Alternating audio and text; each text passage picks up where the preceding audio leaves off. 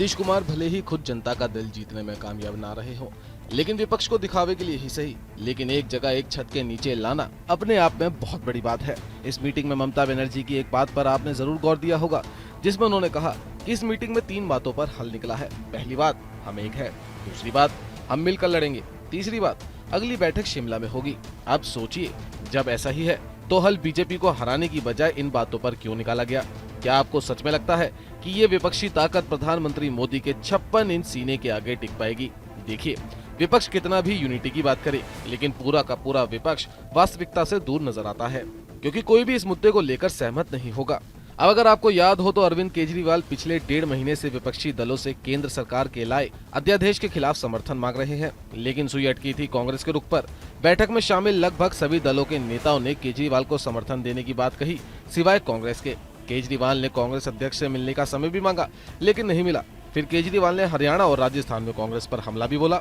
हालांकि उद्धव ठाकरे, शरद पवार और ममता बनर्जी समेत कई अन्य नेताओं ने कांग्रेस से अध्यादेश पर समर्थन देने की अपील की, लेकिन फिर उमर अब्दुल्ला अड़ गए, क्योंकि जब जम्मू कश्मीर से आर्टिकल 370 निष्प्रभावी किया गया था तो आम आदमी पार्टी ने संसद में सरकार का साथ दिया था। अध्यादेश के मुद्दे पर केजरीवाल की राहुल और खड़गे से भी बात हुई, लेकिन राहुल गांधी ने स्पष्ट कर दिया कि वो ऐसा कोई फैसला नहीं लेंगे।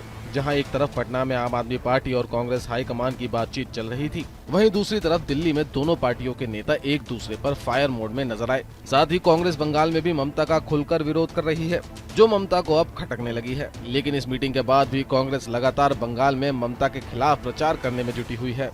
साथ ही विपक्षी दल 2024 के लोकसभा चुनाव में बीजेपी के खिलाफ 1:1 फॉर्मूले के तहत उम्मीदवार उतारने की तैयारी कर रहे हैं। दरअसल जब किसी मजबूत पार्टी के उम्मीदवार के खिलाफ बाकी सभी विपक्षी दल मिलकर अपना सिर्फ एक उम्मीदवार उतारते हैं, तो इसे 1:1 का फॉर्मूला कहा जाता है। ये ममता बनर्जी का प्रपोजल है, जिसके तहत कांग्रेस केवल 227 सीटों पर ही लड़ पाएगी, क्योंकि ये वो सीट होंगी जिन पर 2019 में कांग्रेस ने जीत दर्ज की थी और जिन पर कांग्रेस बीजेपी के मुकाबले दूसरे नंबर पर थी। और ऐसा होना नामुमकिन होगा, क्योंकि ज्यादा से ज्यादा कांग्रेस 350 सीटों पर तो चुनाव लड़ेगी ही, क्योंकि 2004 में भी कांग्रेस ने केवल 400 सीटों पर लोकसभा चुनाव लड़ा था। ऐसे में बीजेपी को हराने के लिए राहुल गांधी इतना त्याग तो कर ही देंगे। लेकिन अगर ऐसा हुआ तो बीजेपी को कांग्रेस के खिलाफ नेगेटिव अभियान चलाने का बहाना मिलेगा। इससे बीजेपी दावा करेगी कि वह कांग्रेस को चुनावी रूप से कमजोर करने में सफल रही। वहीं लोकसभा में कम सीटों पर चुनाव लड़ने से रीजनल पार्टियों का पलड़ा भी भारी हो जाएगा। ऐसे में क्षेत्रीय पार्टियां कांग्रेस को प्रधानमंत्री पद की रेस से बाहर रखने के लिए एकजुट हो जाएंगी। यदि उस वक्त कांग्रेस उनकी बात नहीं मानेगी तो उसके राष्ट्रीय हित को लेकर सवाल भी उठाया जाएगा।